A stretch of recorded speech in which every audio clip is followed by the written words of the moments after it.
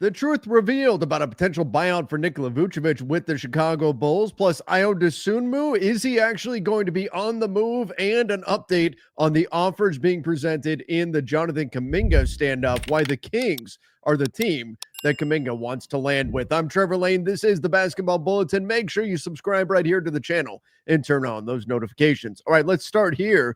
We've got Casey Johnson reporting out of Chicago that a Nikola Vucevic buyout might be a little bit overblown right now. And that's something that we've talked about here on this channel as well. He said there was speculation that the Bulls might be buying him out, talking about Vucevic, but that got twisted and aggregated into reports that the Bulls were imminently buying him out. That's not happening. I can tell you unequivocally, that is not happening. Not only is Nikola Vucevic coming off his best season as a Bull, but the Bulls would love to eventually turn his contract into some assets. What a concept, something the Chicago Bulls have not done a good job at for years now, taking players and actually turning them into assets. But that is something they rightly should try to do here with Nikola Vucevic and are planning to try to do. I do believe that he will have trade value as we get closer to the trade deadline. It's already well documented that the Bulls shopped him at the February 2025 deadline, couldn't find common ground with any team, and the most substantive talks were with the Warriors regarding Vooch, but that interest has cooled, so stay tuned. But he will be back with the Bulls for training camp. This always made the most sense. I do think that there was a bit of misaggregation there on what Jake Fisher had said, that essentially he was saying a buyout is more likely than a trade at this point. That doesn't mean that a buyout is likely to happen. It just meant that between the two things, the buyout was the more likely thing. I think the point was more that a trade is very unlikely than the idea being that a buyout is likely. So when we look at Vucevic, why would the Bulls not want to buy him out? And I get why people would want to go to that, right? I get why people would jump to, oh, the Bulls are going to buy him out. It's been the summer of buyouts. Damian Lillard got bought out. Brad Beal got bought out. Marcus Smart got bought out. We've had a number of guys around the NBA get bought out, more than usual get bought out. And I think there's a combination of things happening there. DeAndre Ayton being another one. It's guys have been willing to give back more money than they have in the past. I think also the collective bargaining agreement, the rules of it have put a few teams, particularly the Bucks and the Phoenix Suns, in situations where a buyout that we would otherwise not consider. Those are the two biggest buyouts we've seen in NBA history by far. We talk about Damian Lillard and Brad Beal. It's put those teams in situations where they would do something extreme, like taking that dead money under their books, because of how punitive it is to have too much money under the second tier apron or above the second tier apron right now. So I think it's a combination of those factors that have created this sort of super buyout situation this summer. So I get why people would jump to, oh, cool, another player being bought out. But typically a player like Vucevic, who's been good, defensively not so much, but offensively really provides something for the Chicago Bulls and anybody who could conceivably trade for him.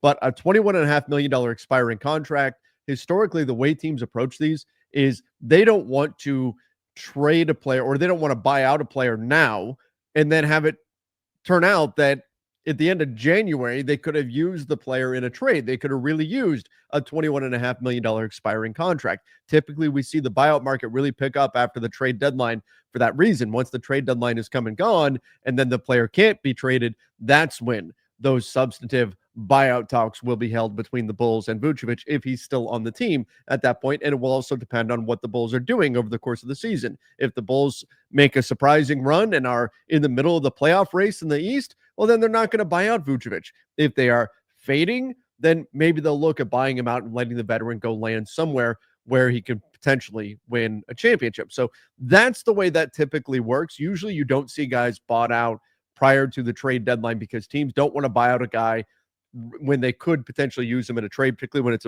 a valuable player like Vooch. And if the Bulls feel like they can turn him into an asset in the future, there's not a lot of incentive there for them to buy him out unless he gave back some crazy amount of money, which if I'm Vucevic, that's not happening either. So I think we can put the Vucevic buyout rumors to rest, at least for the time being, probably until we get past the trade deadline. Now, Casey Johnson also noted that Ayo Dosunmu is a player that the Bulls have had trade talks about. There has been substantive talks with a Western Conference playoff team. My guess, and it's just that, is that this was the Golden State Warriors in an attempt to do a sign and trade with Jonathan Kuminga. That was a rumor that we talked about here on the channel a few weeks ago, that Jonathan Kuminga in a sign and trade to the Bulls with Ayo Dosunmu being a piece coming back may have held some interest to Chicago. However, and maybe for the Warriors as well, Ayo Dosunmu would be a nice fit for them. However, the Bulls have to figure out their situation with their own restricted free agent in Josh Giddey first. Giddey is in a similar staring contest with the Bulls as the one that the Warriors find themselves in with Jonathan Kuminga, though maybe not quite as contentious as the one the Warriors are in right now, with the Warriors, as I talked about yesterday, now threatening or perhaps actually shutting down trade conversations with the Kings and with the Suns so that Kuminga doesn't have any other options out there to look at and instead has to take a deal with the Golden State Warriors. That situation is getting very, very messy, and we could be moving towards a Kuminga qualifying offer, which would be a disaster for the Golden State Warriors, but we could be moving towards Kuminga just saying, fine, I don't want to do a 2-year deal with team control with the team option on the second year. I'm just going to pick up the qualifying offer, and I can leave next summer as an unrestricted free agent. At that point, the Warriors would get nothing in return for Jonathan Kuminga. He would also get a no trade clause if he were to pick up that qualifying offer. So a lot on the line right now, but I believe when Casey Johnson is talking about substantive talks with a Western Conference playoff team, I believe that team was the Golden State Warriors, and that was a deal to try to get Jonathan Kuminga to Chicago. I don't mind Kuminga as a target for the Bulls, but it sounds like that did not go anywhere. And now Ayo Dosunmu, it appears that he will be back with Chicago. Now, right now, the Bulls, they do have too many guards still, even after trading Lonzo Ball. They've got too many guards on their roster. Kobe White and Ayo Dosunmu, plus Javon Carter, who was underutilized last year. Josh Giddey's going to handle the ball quite a bit. Probably still a little bit too heavy at the guard position. Maybe we see some kind of a move, but right now it seems like the Bulls are going to hang on to Kobe White, and for the time being, Ayo Dosunmu as well. Both guys extension eligible. We'll see what Chicago does there. But that's not the end here. No, we've been talking enough about the Warriors already. We've got a little bit more intel from Brett Siegel of Clutch Points about what's actually being offered by Phoenix and by Sacramento that is apparently not to the liking of the Golden State Warriors. You know, that's the other piece to this whole idea that the Warriors are going to shut down trade conversations with the Suns and with the Kings. It's not just to cut off any other options for Jonathan Kuminga and force him to take a deal with the Warriors.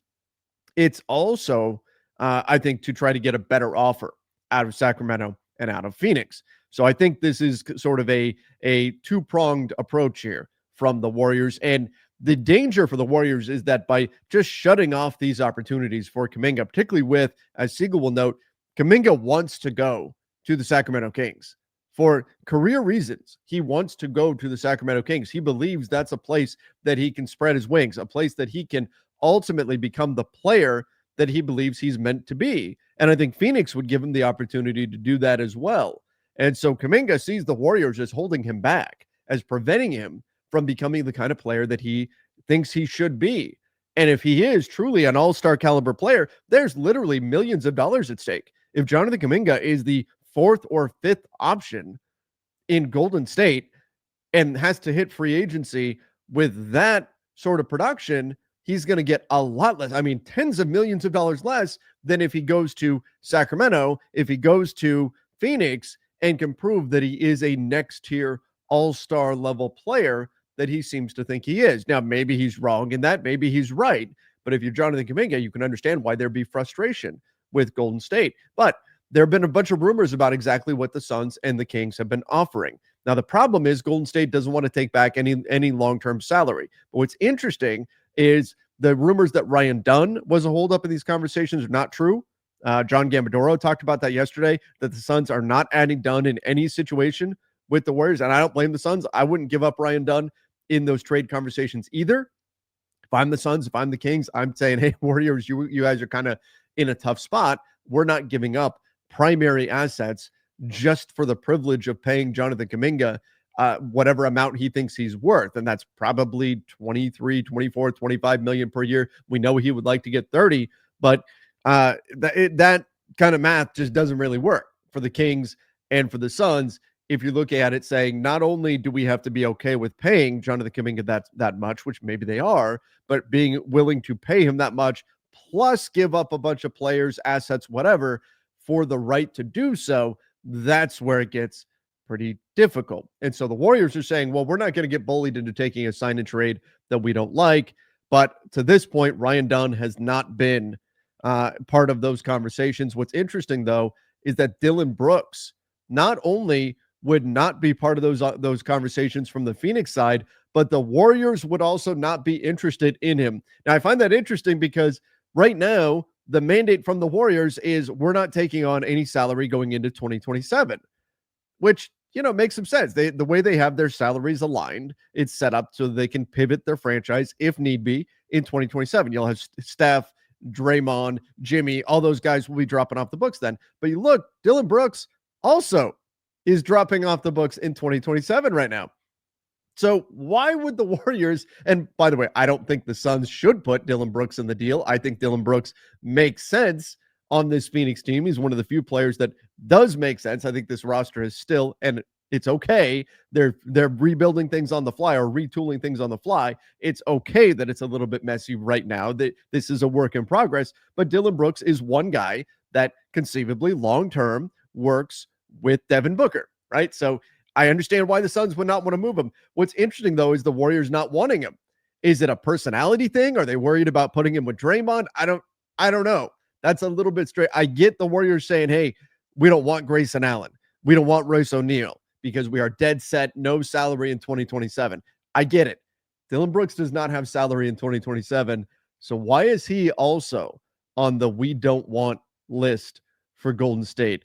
A little bit curious there that's the way that's right now being played. Now, right now, the Suns are offering reportedly a deal around Grayson Allen, another deal around Royce O'Neal and Nick Richards, but the Warriors not really interested in either of those to the point where they are potentially shutting down all trade talks with both teams. Again, I did mention that Sacramento is where Kuminga reportedly wants to go, and Brett Siegel, again, of Clutch Sports, noting that Sacramento has made the strongest pitch to Kuminga in his camp, promising him a starting role and a long-term commitment on a salary equal to the annual average value. The Kings have spoken to the Warriors on multiple occasions, but there's been zero movement, with the Kings offering Dario Saric, Devin Carter. It was 2 second-round picks. Now it's been a protected first, but Dario Saric, Devin Carter, a protected first-round pick. Malik Monk would probably have to go somewhere else.